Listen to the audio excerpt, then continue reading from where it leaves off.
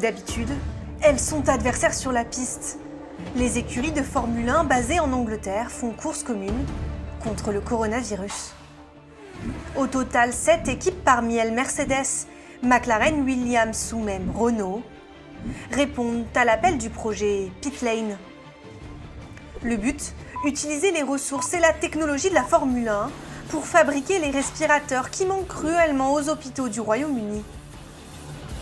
Un défi de taille pour ces écuries à l'arrêt depuis le report et l'annulation des 9 premiers Grands Prix de la saison. À Woking, dans le sud de Londres, chez McLaren, l'assemblage des voitures de F1 fait place à cette nouvelle production. Pour nous, il n'était pas question de ne rien faire. McLaren est une entreprise qui travaille vite, c'est dans notre ADN grâce à la Formule 1. Et notre expérience dans le prototype rapide aide vraiment à accélérer la conception de ces ventilateurs. On voit comment avec les autres écuries, on s'affronte férocement sur la piste. Le monde sera vraiment impressionné quand ils nous verront travailler main dans la main. De son côté, avec ses 7 titres de champion du monde, Mercedes est elle aussi à la pointe de la technologie.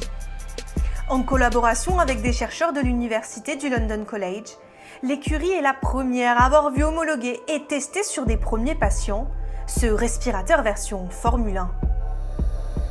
Un système de ventilation en pression continue pour augmenter la quantité d'oxygène dans les poumons des malades moins atteints. L'appareil est simple, facile d'utilisation et surtout de production. Les ingénieurs ont été formidables. Ils sont arrivés un jour et ne sont en réalité jamais partis. Ils travaillent jour et nuit pour réaliser cet appareil. C'est quelque chose qu'ils peuvent faire facilement. Ils ont déjà les composants et la configuration pour. Au Royaume-Uni comme ailleurs, ces appareils sont cruciaux pour les patients atteints du Covid-19. Ici, le système de santé n'était pas prêt à une telle épidémie. Pas assez de lits, pas assez de matériel. Alors cette initiative en provenance du sport automobile est une bénédiction. Vous allez sentir un afflux, mais respirer normalement. Ça semble marcher parfaitement. Ça donne le flux et l'oxygène dont on a besoin pour garder les poumons des patients dilatés. Et espérons-le, leur éviter d'être sous assistance respiratoire. L'expérience nous suggère que l'on pourrait l'éviter à 50% des patients grâce à cet appareil. C'est fou, normalement ça prend des années. Je n'arrive pas à croire que c'est là, sur des patients aujourd'hui.